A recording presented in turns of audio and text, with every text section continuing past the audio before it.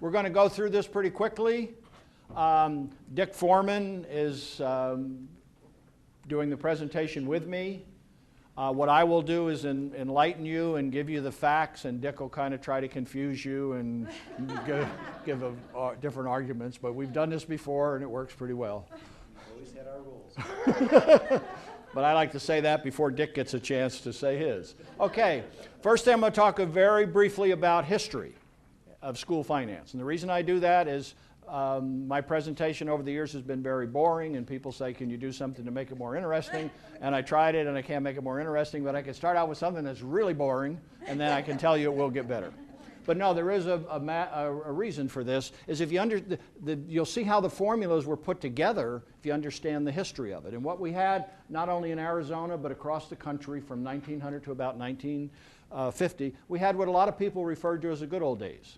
And that was local districts did whatever they wanted, spent whatever they wanted to spend, provided whatever services they wanted to provide during that period of time. There was no mandated special education services. Most disabled students, there weren't places for them in traditional school districts. Many of them went to institutions, and that's changed. Starting in about 1950 to where we are today. It changed for two reasons. One is a lot of legislators across the country saw that the problems with that kind of a system, and some court cases. Because really of that old system, it was Tempe Union would be okay under that old system because they have a good tax base to work off of. The Roosevelt district wouldn't have any services at all hardly, because the ability to provide services was based upon the property wealth, because property taxes fund schools, and if you didn't have good tax base, you didn't have good programs. If you had good tax base, you had plenty of money. So we moved in Arizona. The legislature made a number of changes over the years to get to more equalization. Then in 1980, they pretty much put together the formula that we have today, but along with gradual increases in state assistance went gradual increases in state control. The legislature started putting more money into schools, and not only in Arizona and other states, and they said more of that money's our money, and we want to tell you how to spend it, and then we had mandated programs. But that puts our formula in place where it is today. The budget limit, and this is what schools work off of. If you go to any board meetings, you'll hear, well, our revenue control limit is going to go up by X amount of dollars next year. And this is a true story. Dick will probably remember this person. There was a senior staff person in the legislature, Robert Charles Lockwood, and he wanted his initials in statute. And that's the true story.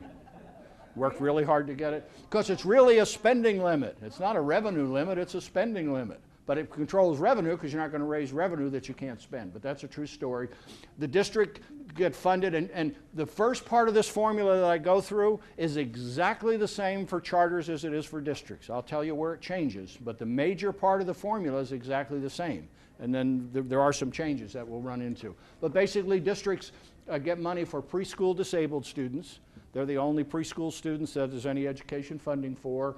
They have a level of funding for students in elementary, grades K through 8, and a level in students in grades 9 funding level, and we'll give you that very shortly. And then there's certain special programs. There's certain disabled students that generate additional money. But that's probably about 10% of all the disabled students in the state.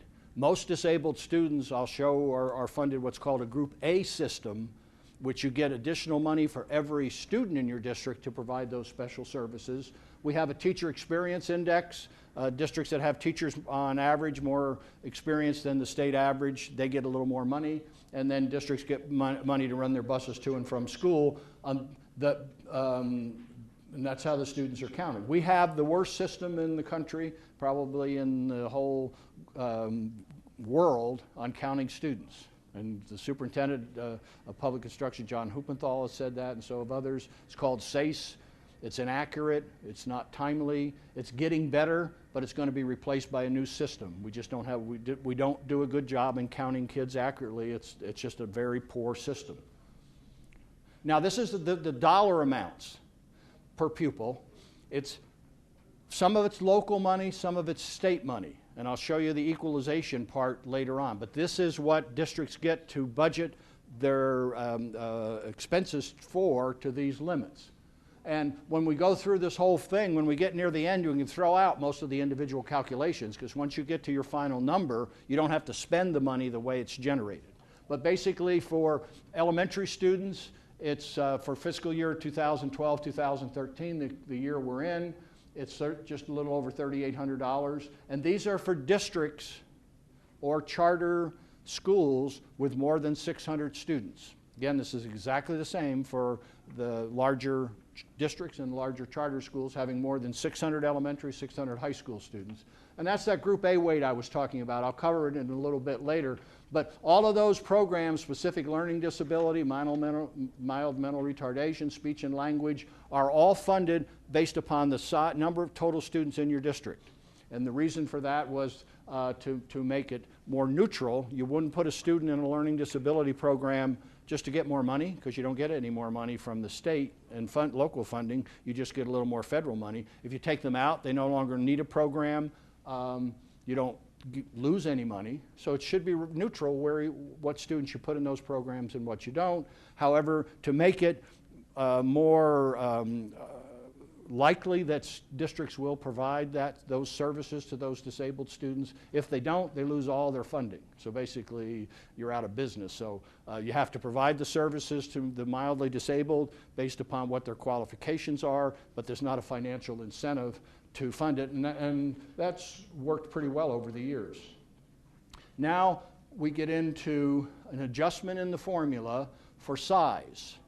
And again, the first numbers I gave you and the numbers on the top are 600 or more elementary and 600 or more high school students. The only difference here is charters don't get the small isolated. They do get the small school adjustment. And small isolated is out in the rural areas of this state. Some districts, small districts, have a school, and there's not another school within 30 miles of that school that teaches the same subject in another district, and they qualify for the small isolated, which is a little bit more money. And you can see it can be upwards of 20-30% in many cases, more than the larger districts over 600. Most of all the charters students are in that under 600. In traditional districts, probably only 2 or 3% of all the kids in the state are in that small district classification. One of the reasons, so charters do end up getting more. And the advantage that charters have is if you have 5 or 6 charters, and this is perfectly legal, you can charter them all separately, so you keep them small. I would do the same thing if I was running a charter school to get that additional money. Traditional districts can't do that. A district has to count all their students to see if they qualify, but there is more money for small districts. And then we talked about an additional weight for certain disabled students and certain other programs. I kept the first one on there. You can see it's crossed out. A number of years ago, the state funded full-day kindergarten. Now they only fund half-day kindergarten. And it's interesting, the way they did it was there was a number of legislators, there still are, who didn't want full-day kindergarten. But there was enough votes and enough pressure to do it. So they won a little bit of a moral argument, because they said, well, we're still only going to count them as half, but we'll count them twice, so we'll get full funding. Didn't make any difference in the funding. Ironically, it actually cost the state a little bit more doing that. They gave districts more money than if they, not much, if they would have just counted them as full. But when they did away with full-day kindergarten, they took off the Group B weight. So whether a student's in a full-time program or a half-time program, they only count as half for in the normal funding formula. Then we have 2 fundings for students in grades K through 3. The first one, that just straight K through 3, was put in many, many years ago. In fact, it was Eddie Basha who championed that and got the legislature and the state board to support it. And that's a little bit of extra money, $198 per every student in grades K through 3 that districts get to provide services for those kids to get them up to grade level, at the 3rd grade level. And then this last legislative session, the legislature passed another K3 weight. It's called K3 reading. And that's went along with the change that the legislature made in the law, that if a student isn't achieving reading skills at a 3rd grade level, they don't go into 4th grade. This gives districts a little extra money to do that. And then English language learners, That's where students whose primary language is other than English, they get $380. And then the disabled students, hearing impaired, physically impaired, you can see them listed there. Generally are your more expensive and more severely disabled students. You get extra money, and they're not like the Group A ones. If you put them in a program, you get the extra money. If they leave a program, you don't get that money anymore. The reason to do it that way was what they found when the formula was being put together. A lot of parents move, if you have a hearing impaired student, you know very early in their life, and you move to a district that has a really good program, so you get more of those. But that's the Group B add-ons. And again, the Group A concept was that you don't get any financial incentive to put a student in, or you don't have a penalty if you take them out, but you do have to provide services or you lose all your funding. The Group B is a little bit different. You do get actually paid on a per pupil basis. Most all districts in the country are not under the system like this. They get paid money for the number of kids they actually put in a special education program. Arizona is one of the few districts that has it that way. And that's the operational portion of the budget. What I just talked about is exactly the same for districts as it is for charters. And now we're going to get into some differences. Now we're going to get into how districts get funded for capital and how charters get funded for capital. The legislatures give districts a lot of flexibility, and they can move their capital monies into their operational budget, or the next thing I'll talk about is soft capital. They can actually spend that on operational things. So districts don't have some of the walls they had before. They have more flexibility. The legislature did that when they were making all the cuts over the last few years to give districts more flexibility. Districts sometimes laugh. You give us more flexibility, yet you took away most of the money. But at least the flexibility is there, and over time, maybe some of those funds will be restored. But that's capital outlay revenue called Coral. It's unweighted. So you have a different dollar amount, and I'll show you the dollar amount for high school and elementary. But every student counts the same. They count as one, whether they're high school or elementary. There's just a higher funding level. And then there's soft capital, which is, again, unweighted student count times, and I'll show you the dollar amount per pupil. When the state in 1998 did what's called Students First to change the capital funding in the state based upon a lawsuit and a Supreme Court ruling, they put soft capital as one of the funding components. Why they called it soft was pretty stupid, because it's buses and furniture and equipment and computers, but they wanted to separate that from building. So somebody got the bright idea to call it softball. I guess if Bob Lockwood would have still been there, we would have got his initials or something in there. But anyway, that's soft capital. And here are the dollar amounts. You can see for Coral, they're a little bit higher for high school, but Coral's been cut by $80.8 million for the current year. And Coral textbooks, the reason they have that as a component in there many, many years ago, parents had to buy textbooks at the high school level.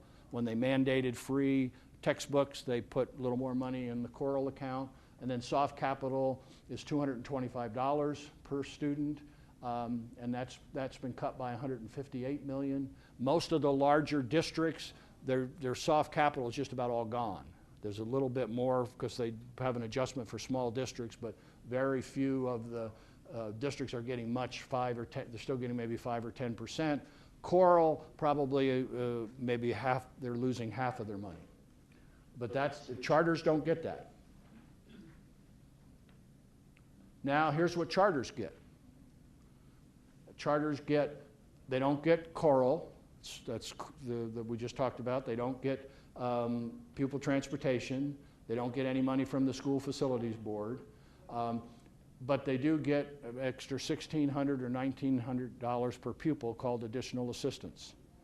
And the reason that's important, when you take a district like the Cave Creek district that we talked about in there, they actually modified and made all their schools charter schools, and they get I'll show you, about $800 more per pupil. If you don't have the ability to have a bond election pass, if you don't have the ability to have an override, which we'll talk about later, you're better off with a charter school funding. Now, when I do these presentations, there are a lot of districts, they write the numbers down, and this will never happen to a lot of districts around the state, because the legislature can't afford it. There's about almost a million kids in traditional districts. So if every district chartered their schools, that's about $800 or $900 million cost to the state, and that would all go to the state. So you'll see Cave Creek, Vail has one, there'll be a couple of school districts, when they do a lot of them, the state would never afford it, so they won't allow it. And this is the thing that I said I would talk about, charter versus district funding. We did this in the Arizona School Business Officials, our website, for about 4 or 5 years, and every time we did it, the charter schools would call me up and say, "You're wrong." I said, "Where am I wrong?" They said, "Well, you're just wrong." Well, where am I wrong? Well, you're just wrong. But now we have the Joint Legislative Budget Committee does it. And basically, districts are right when they say charters have more money. Charters are right when they say districts have more money. It's depending what you're counting. And that first part is the equalization formula. For charter schools, it's all state aid. For districts, it's local money and state money. But for the traditional districts, they get a little over $5,000 a student out of that formula. Charter schools get a little over $6,100 out of that formula. And that's just the state part of the funding formula. That's why a district like Cave Creek switched. However, if you count in federal, districts get maybe $800 more per pupil in federal funding than charters, because charters don't apply for a lot of the programs, or they don't have the students who are eligible, but they do get more federal. Districts do. Districts have overrides, they have bond elections, they have other sources of revenue, but none of it's state money, it's all local money. So when we say districts are right and charters are right, that's right out of the Joint Legislative Budget Committee for the actual funding level, and charters don't dispute this anymore. Now, the lawsuit that we talked about, and then I'll maybe let Dick make a few comments on this, just the operational part of the formula, because he's been around, or we can go a little bit further before he makes some comments. It's called the Kyrene lawsuit, and the charter school parents and the Charter School Association sued the state and said that the system for funding charters was unconstitutional because they were using that bottom number and saying, well, districts have more money when you count in all their overrides and all their property taxes, and we have a thing in the Constitution says you have to have a general and uniform system of funding schools, and also they filed on equal protection. The courts ruled on that, the Superior Court ruled on that just a couple of days ago, and basically they said no, there's no reason why charters and districts have to be funded the same because they're different systems. Charter schools don't have to have certified teachers, districts do. Charter schools don't have a lot of the regulations and stuff that districts have. So the court basically said it's okay for the state to fund different types of schools at different levels, and charters are different. The other thing that was interesting when this argument first came up, one of the attorneys representing the state basically said, well, if you're going to have general and uniform, that means everything has to be the same, so that means charters would have to be under all the same rules and regulations. But none of that really mattered. Basically what the Superior Court ruled, it could be appealed to the Supreme Court, but I don't think it will, and if it does, most attorneys don't think it would change. Just as nothing. General and uniform doesn't mean everybody's the same. Right now, high school districts get funded at a higher level than elementary. You have to fund similar districts the same, but you don't have to fund all systems the same. And that's the answer to the first thing we told you would get, districts versus charters. Yes? Check, quick question. Do you other include things like if you run food services that are kind of revenue neutral, after school programs that really food anybody services can do? would go on all funding, and districts spend quite a bit more on food service than charters. A lot of charters don't have a food service program, and a lot of districts have free and reduced lunch that brings in more money. That bottom line, but the point we always make out, none of that's state money. It's local money or federal money. Do you want to make any comments now, or you want to wait? Or? Can't resist. Okay. No, I think Chuck has done a great job of explaining all school systems are not created equal, all children are not created equal, all needs to educate those children are not created equal. And I think we have in Arizona a pretty good mix of school systems that are going to meet the needs of particular students that the parents dictate that's the best school for me. And it has limitations. And when I look at the when I look at the numbers, for instance, on the overrides, bonds, and federal and other sources of revenue, and we see those numbers at the bottom of the page there, I think we are looking at, just a whole new world of how we're going to fund schools and how we're going to prepare students, because there is no perfect answer to that graph up there, and who's going to supply what money and who's going to supply what services to those institutions. I think, again, if you're looking at some numbers there, like for instance the overrides and other federal, including federal bonds and overrides and other, representing all capital funding. And we do have the small school adjustments and other things that really much more affect the traditional public schools than they do the charters. The charters will almost always tend to be smaller, therefore having access to perhaps that. There's no perfect system. And I think a lot of times people look at these numbers and say we can never get the charters and the traditional publics on the same page, but on the other hand, I don't think that's really equality either. They offer different services, they offer different program elements, and as Chuck has described, the difference between capital funding and soft or M&O funding, other than Robert C. Lockwood and the RCL. By the way, the Oil and Gas Commission is due to report this year, actually coming up next year on February 6th. I drafted the program, and I actually have reason to be quite celebratory of that, because they filed their report on my birthday, February 6th. For the Oil and Gas Conservation Commission. So me and Bob Lockwood have one thing in common. His is kind of important, mine's totally unimportant. But, we do that. So great overview from Chuck so far, and I think maybe when we get a chance, Chuck, we can get into some of the, how do taxpayers look at this? What's the 30,000 foot view? Are there other ways of looking at this system and making it work better? And is it working as well as it should for taxpayers right now? Thank you. Bob Lockwood also has his birthday in a couple of places. I can't remember where they are now. And when I was assigned over there from the Department of Ed for a little over a year, Lockwood said, well, why don't you get your birthday in there? And I said, okay, it's March 12th. And there was some report that was done in March, so we put in there March 12th. I'll never forget this. The committee chairman said, March 12th, that's on a Wednesday. Why would we have a report come in on a Wednesday? So we had to say, oh, that was just a number. Well, let's do March 1st. That makes more sense. I guess so. I don't know where 12 came from. But anyway, I was that close, but I didn't get it in there. Yes? What's the $2 for districts on additional system? There's a number of districts that have charter schools, so they get the addition. If you charter one of your schools, you get the additional assistance. It's very small statewide because it's a very small part of the total. Vail School has one. I think Payson has one. There's a couple of other ones. And that's just what that number is, because that gets reported under the district's revenue. Now I'm going to skip over to the equalization concept, because otherwise we're going to run out of time. And this is, I think we have nationwide, we have one of the better equalization systems. If you're a low wealth district or a high wealth district, it helps make the playing field level. And this is basically that first formula that we talked about is basically your guaranteed base.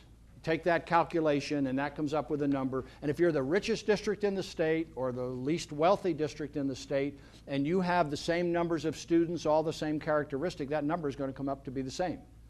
Again, overrides, rich districts have an advantage because they can pass them because with a lower tax rate, but things that are under the equalization. And then what the state basically says, every district takes that guaranteed base, they subtract what's called the qualifying tax rate. And you can see we have an example here, two districts. A property rich district has $50 million in property to tax. A property poor district has $25 million. Without some equalization, the property poor district would have to tax themselves twice the amount of the property rich district to fund their programs. But the state says, okay, each of you figure out what a $3.91 tax rate would raise. Subtract that from your guaranteed base, and we'll make up the difference in state aid. So the richest district in the state, poorest district in the state, this part of the formula does a really good job of equalizing, and that's why it's called the equalization formula. But then we have some categories, and this is what Dick started to allude to, that property taxes start to play a role. And basically, there are some budget categories, which I'll talk about shortly, that are paid entirely from local property taxes, and they cause some issues with per pupil spending and taxation. Not a lot. When you look at all the, as I mentioned in the initial presentation, you take the larger districts in the state, and they're all relatively close together. There's not some, they're not spending twice as much. Some are spending maybe 10, 15, 20% more, but they're relatively close together because of the equalization formula, and overrides are limited. We'll talk about that later. Because even with if you're a rich district and you have an override, you can either spend an extra 10%. Remember RCL, Robert Charles Lockwood, that's your spending limit. So you could spend, if your spending limit was $100, you could have a 10% override, or you could have a $15 override, a percentage of your revenue control limit. Or you can have a special programs override. That the most common one there is a special K3 override. But no matter how you mix and match those, you can't get the two things up over 15%. About less than 50% of the districts have overrides in the state, and they're difficult to pass. And every 5 years you have to go out to the voters and get it reauthorized, or it starts to phase out and gets eliminated. It does affect property taxes, and you can only have the elections in November. You used to be able to have them 2 or 3 times a year. Overrides are hard to pass. And some districts go a number of years and they're doing just fine. Scottsdale's a good example, and last year their override went down to defeat. And if it does, you lose the amount gets phased out over a 2-year period of time, but that's maintenance and overrides. And then there are some things that are outside the equalization base, and that means they're paid with local property taxes, and the state has them in the formula, and you would add those to your revenue control limit. One is desegregation, very misunderstood. There were 2 districts in the state, Tucson Unified and Phoenix Union, many, many years ago, got cited by the courts for not having racial balance in their schools and had to take corrective action, open up magnet programs. They went to the legislature and said, we have a real problem because the courts are telling us we have to do these things, but we have a limit just like every other district. So we're gonna have to take a lot of our limited money, pay for it, hurt our regular programs to do this. So the legislature said, well, we don't have any money. We'll let you add that cost onto your limit, but you'll have to pay for it with local property taxes.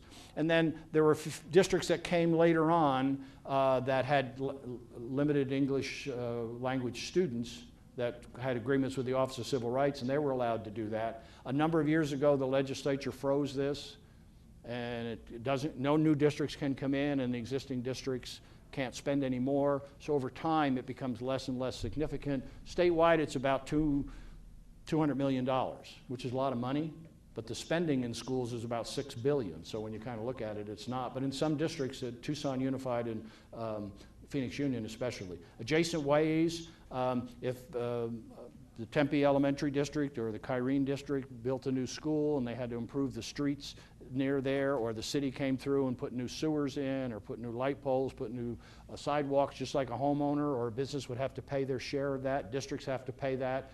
They can tax themselves in what's called adjacent ways. Transportation, this affects mostly smaller districts, but some larger districts. When the new formula went in place in 1980, some districts were spending quite a bit more on transportation. On the regular funding formula, they had an equalization adjustment. With transportation, they never did. So some districts they can spend to here, but the state funding is only to here in transportation. And that, again, that's frozen if there's too big of a difference, and that difference has to be paid for with local property taxes. If you're a small district with less than 125 elementary students and less than 100 high school students, you can add whatever you want to your spending limit to make it work. Because economies of scale, it's hard to come up with the right amount.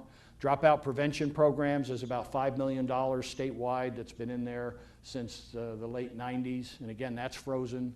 And then registered warrants, if you have to borrow money, basically when you go, the county treasurer doesn't have money in your account and they have to borrow money where they register a warrant, you can take the interest that you have to pay on that and add it into next year's budget. But those things are outside of the equalization formula. And then I don't know if Dick wants to talk about the taxing part of it, or you want to go a little bit further? Very quickly on the previous slide, if I can, Chuck. Okay. I think most of the major taxpayers, I work for a centrally assessed utility, so there's no escaping the tax man. when to give you an example of how this particular slide that Chuck just went over affects some businesses. During the recession that cost many homeowners tremendous value on their houses, there was a huge shift of responsibility to the business community, because for those that were centrally assessed, which are the top 9 taxpayers in the state, it's centrally assessed. There was no recession. Assessments continued as per usual. Palo Verde did not lower value. Navajo Generating Station did not lower value. Southwest Gas, regulatory facilities, underground storage, other major facilities invested by the utilities lost no value because they're assessed at the State Department of Revenue. So when a huge sector, the vast majority of property value in the state is single-family homes. It's the monster that funds our schools.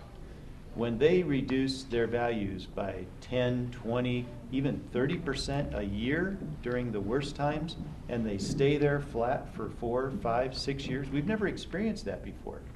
Well, what happened was we still have to collect the money to fund all these formulas. And so what happens is it all shifts, a good proportion of it shifts to the major taxpayers. And all of a sudden, something you budgeted X amount of money for has to be doubled. And that comes out of your profits. That comes out of your debt category that you go back to your regulatory body. In the case of a regulated utility, it's the Corporation Commission. And you say, please, can we recover this $4 million that we just had to put into the state education finance system? And they say, yeah, but you got a 5-year stay-out provision, so it looks like you're just going to have to eat that pie. And good luck paying your shareholders and paying your dividends, which reduces our stock, which increases our borrowing costs, which increases our debt equity. So there's all kinds of effects from these types of programs on the major taxpayer. Not a perfect system. Now, there have been changes made, and I don't know that we don't need to get into that probably, Chuck, but there have been changes made that instead of that being a roller coaster ride for the taxpayer is now more like the state fair ride instead of the Disneyland Space Mountain ride. It's still a ride, but it's governed by how high the highs are and how low the lows are. It's a much better system. But for example, the ability to have access to the property tax base, particularly on the secondary rate where there's no limits for desegregation, although it is not endemic across the state, that number is large, and that money is largely collected from business taxpayers. So when you have a desegregation program, and you don't even have a desegregation order, and we have desegregation programs that have gone on for, what's the longest one? 30, 40 years? Probably Phoenix Union. I have to go back and see when that actually went in place. Since the 60s in some cases. Probably. Maybe 40, 50 years. So 50 years ago, there was an act that was decided to be prejudicial or racial, and there was a desegregation order which applied an additional surcharge on that secondary rate, which businesses, again, are going to pay a lion's share of that, sometimes as much as 80 or 90% of that tax. And 60 years later, it's not solved, and the businesses are still paying the tax. The cooperation and the partnership between schools and major taxpayers is not a fine thing yet. It's not completely and utterly broken. Chuck has given you lots of good equity arguments in there where it works well together. And some of us actually engage in public financing options because perhaps we're not right in the head. we don't think about the bigger picture. Or perhaps we just want this system to work really badly because business knows the fundamental tie between education, paying for it, and making it work is a much higher standard. You can get into ethics and morality if you want to. I choose to look at it as good common sense. A business wants successful graduates. They want successful job recruitment. So we're going to have to work around some of these problems. The inequities are there. They're slowly getting tackled one at a time, but there's a lot more to go. Overall, the system Chuck describes, and I would describe it from a taxpayer perspective, pretty darn deficient. It has its problems, but it's pretty darn deficient. So can I ask you a question? We just recently made some tax changes for businesses here in this state, correct? Correct. In the last couple of years. And so it decreased the amount of money that that businesses are going to be taxed. So will that money then, will that tax be spread up over to the residential homeowners on that property? In part it will. What you're talking about, I suspect you're talking about, is the assessment ratio changes. Back when I started working for the public utilities, our assessment ratio was 55%. Yeah, that's what I had. And today it's moving under 20%. What you'll find most states do, they talk about three-legged stools and four-legged stools, and I won't get too much into the weeds on that, but when you put too much reliance on one leg, then it takes one catastrophe to utterly dismantle the entire system. What you're looking for are three strong legs. And from a business perspective, they're also looking for homeowners to share more of the responsibility. When a homeowner wants increases or improvements in education, and they don't have to pay for them, they could vote for anything. They could vote for golden, gilt-edged athletic equipment. What do they care? I mean, before we had any limitations at all, Springerville built a dome stadium for the high school team. That might have been a bridge too far from the logic. We can't afford to build domed high school stadiums all across the state for the football program. So there have been changes made over the years to try to provide sort of that equal pain, equal benefit. And of course, homeowners still have among the nation's lowest property taxes. So this shift has been modest. I would argue there has been a shift, you can't deny it, but it's been modest, and it has not caused people to go on the streets with pitchforks and flames, except at lobbyists, and we're used to that. But I think that system is moving in the right direction. I think we all have to share a little bit more responsibility for what this means in our communities, not just applying it to the Pizza Huts and the Palo Verdes, but we all are in this together. And Chuck may have a different view of that, but I think it's getting better. Part of it is, if you go back to this slide here, the qualifying tax rate, when businesses got their assessments reduced, that means the state has to pay the districts more because the qualifying tax rate would raise less than what it would. So some of that is shifted to the state under the equalization part of the formula. The things that are outside overrides and all of those that's picked up by other taxpayers at the local level. Combination. Dr. Yes. We have just about under 10 minutes left, but before we leave here thinking that we should move toward chartering all public schools, what is the cost for school districts to uncharter those schools? Basically, it was one of the arguments we used to have with some legislators, and there's a provision in the law that if you charter a school and then 10 years from now you decide to uncharter it, you have to pay back to the state all the extra money you got during those 10 years. So it was kind of interesting. We always used that as an argument. If charters weren't getting more, why do you require districts to pay money back to the state if they weren't getting any more? But you would have to, so districts have to be very careful if they charter a school that they're going to continue in that mode, because otherwise it could be 8 or 10 years, it could be tons of money they would have to pay back to the state. That's what your question was. Okay. All right, now we're getting short on time, so I'm going to skip a little bit. We're going to talk about Prop 301 and inflation, and then where we are in spending compared to other states. Prop 301 was passed in 2000, November of 2000, and that was a 0.6 cent increase in the sales tax. What was a good, and that was when Governor Hall was the governor, Jaime Malera was her education person, and that's a good example where all the businesses, especially the large businesses in the state, the education community, were all together and supported Prop 301. Was interesting, it still failed in most counties, but it passed by enough in Maricopa and Pima County to carry the rest of the state. In many of the rural counties it failed, but it was a good example of business and education can get together. Now, Governor Hall had a lot to do with that because she kind of brought in some of the people like Dick and explained to them how important that was to her. But it can be done. All right, that's the classroom site fund. That dropped way down. When the economy tanked, it dropped down to $120 per weighted student. And now that's back up. For next year, it'll be up to about $310 per student, because it's whatever gets collected gets distributed, and that money goes to teacher salaries, in performance pay and base pay, and then there's some menu money, but that's a good thing. But a portion of it basically said that the legislature, part of Prop 301, because during the 90s they funded inflation very rarely, that they would have to, for the first 5 years, give schools a 2% increase in that RCL calculation. And then after that, starting in 2006, 2007, they would have to fund inflation or 2%, whichever's less. And inflation was right around 2%. Everything went fine until the economy tanked. and in fiscal year 2010, they cut it back, and then from then they've not, what they funded is transportation and additional assistance, which are two small parts, and they didn't fund the basic formula. That was in court, and the appeals court just recently ruled that the state can't do that. They have to go back, they have to fund inflation at a full level.